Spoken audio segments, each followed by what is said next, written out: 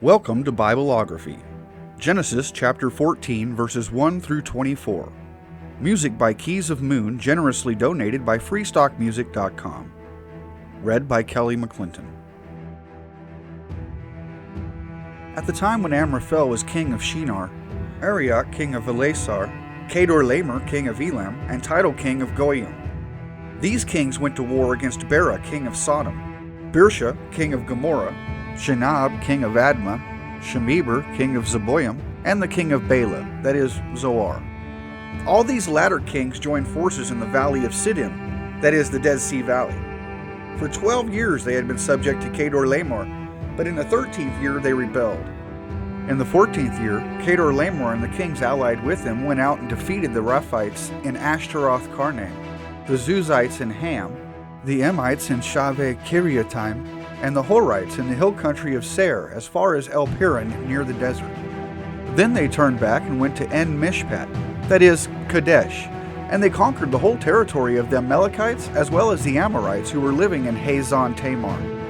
Then the king of Sodom, the king of Gomorrah, the king of Admah, the king of Zeboyim, and the king of Bela, that is Zoar, marched out and drew up their battle lines in the Valley of Siddim against Kedorlaomer, king of Elam, Tidal king of Goyim, Amraphel king of Shinar, and Arioch king of Ellasar, 4 kings against 5. Now the Valley of Siddim was full of tar pits, and when the kings of Sodom and Gomorrah fled, some of the men fell into them and the rest fled to the hills.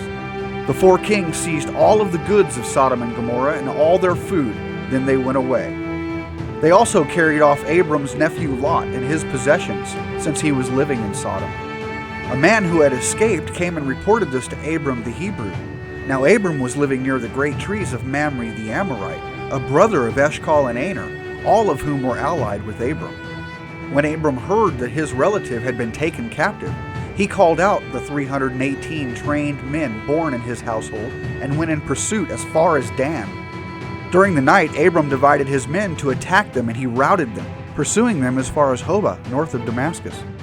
He recovered all the goods and brought back his relative Lot and his possessions, together with the women and the other people.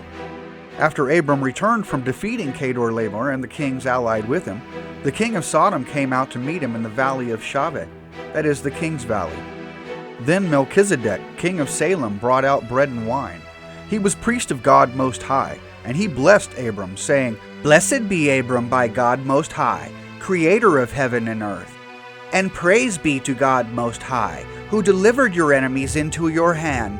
Then Abram gave him 1/10 of everything. The king of Sodom said to Abram, "Give me the people and keep the goods for yourself."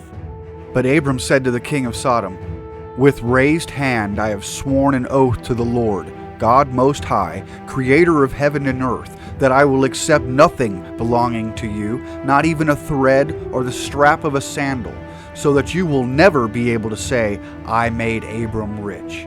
I will accept nothing but what my men have eaten, and the share that belongs to the men who went with me, to Aner, Eshcol, and Mamre. Let them have their share."